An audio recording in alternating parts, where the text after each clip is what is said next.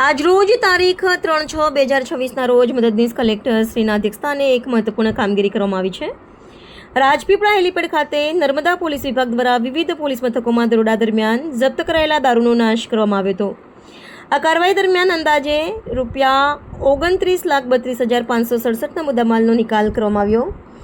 Rajpipla division હેઠળ આવતા તિલકવાડા, રાજપીપળા અને આમલેથા પોલીસ સ્ટેશન દ્વારા અલગ અલગ કુલ 42 ગુનાઓ અંતર્ગત જપ્ત કરવામાં આવેલો વિદેશી દારૂનો જથ્થો કાયદેસરની પ્રક્રિયા કરીને નાશ કરવામાં આવ્યો છે.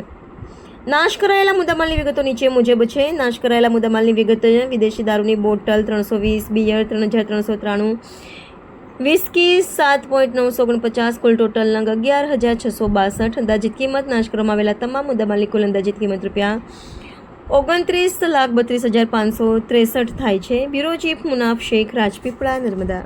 दारू का नाश करना है जी। आज गुजरात प्रोहिबिशन एक्ट ऑफ 1993 के हेठળ 3 पुलिस स्टेशन राजपीपला, तिलकवाड़ा और आमलेथा का अलग अलग करीब 42 गुना के अंदर जितना भी उन्होंने अल्कोहल सीज किया था, कोर्ट के फाइनल चुकाने के बाद उसका नाश किया गया है. इसमें करीब 11,600 बॉटल्स थी, जिसकी मार्केट वैल्यू करीब 29,32,000 तक. आपका नाम? मेरा नाम प्रसन्नजीत कौर है, IS 2023 SDM राजपीपला.